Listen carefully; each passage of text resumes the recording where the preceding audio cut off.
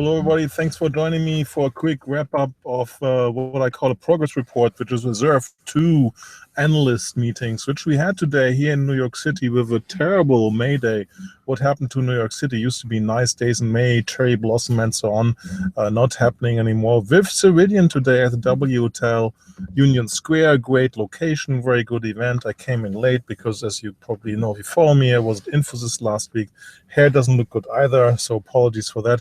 What were the key takeaways of the event from an analyst perspective? So first of all, there's huge push across the road from a Ceridian perspective. I think it's fair to say today that Ceridian is probably the largest, biggest integrated suite on a single platform, from HR core to payroll to very extensive workforce management. Most of the DNA of the team comes from that perspective, and more pieces, one piece added on the talent management side. I'll talk about this in a while. And once you are so wide, you have to make sure that you really push all the pieces forward. And the highlights that I saw was new capabilities around HTML5. Most of the UI has been moved to that, with the tremendous advantage of HTML5 running across browsers and running on the tablet devices, which are more and more popular for managers and executives or any users in general. So that's a huge step forward. And from an engineering perspective, very interesting. CEO David also called it out. The scheduler, one of the hardest things to do from an engineering perspective, also from a usability perspective, right, where the rubber hits the road from a usability perspective for a manager to schedule his team for whatever his responsibilities. Also, that has been rewritten, rebuilt completely in HTML. Interesting technology feed, but also very important from a usability for end users. So very good to see. I mentioned pre-leaked something when talent management is coming. New learning capability. Learning was not existing on the talent management side for Ceridian. That is coming out later this year. So Ceridian at this point will have recruiting, will have performance management, will have learning, which was newly added, and has a substantial, in the newest UI they showed there too, compensation management capability. I hope I haven't forgotten anything.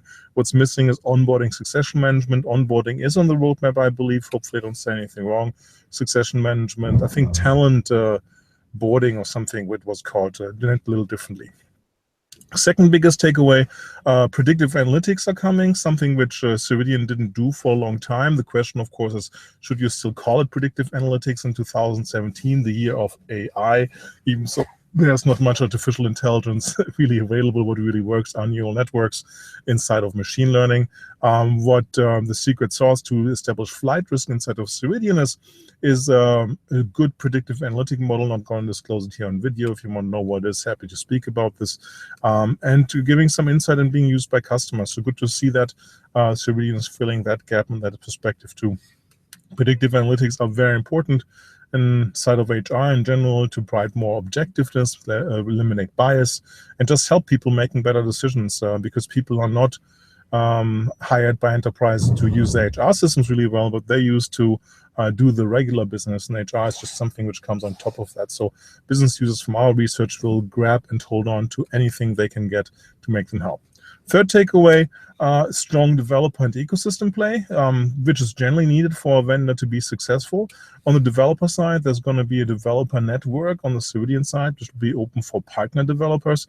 Good instruments, good documentation, good interaction too. Today, documentation is longer documentation, but you can play things right away.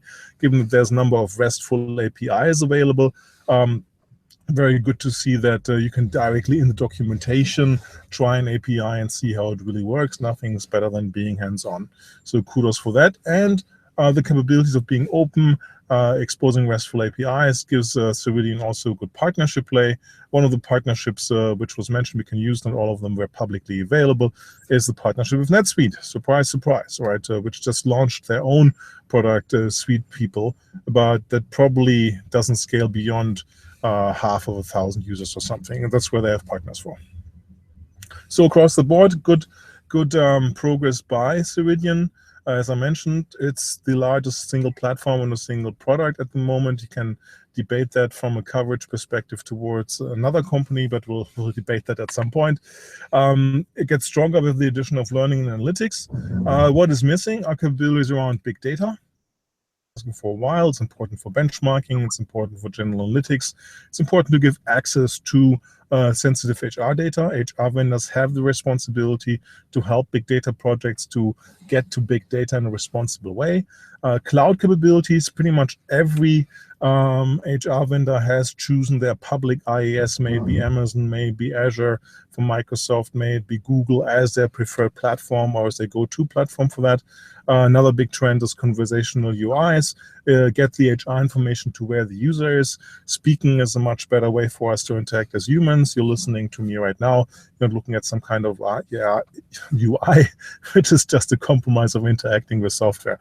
So that's areas where Ceridian can and must improve. They know that. It's good to see that that's been realized. That's it for me from my side. Thanks for watching. This is Holger Mueller from Constellation Research. Follow me on Twitter at HolgerMU. And if you're in charge of this bad weather in New York, I make you responsible for that. Hopefully it's going to be better for people here, because May is pretty much the only nice month, I think. Afterwards it gets too hot. But before I get more trouble with New Yorkers here, that's it for me. Thanks for watching. Over and out. Bye-bye.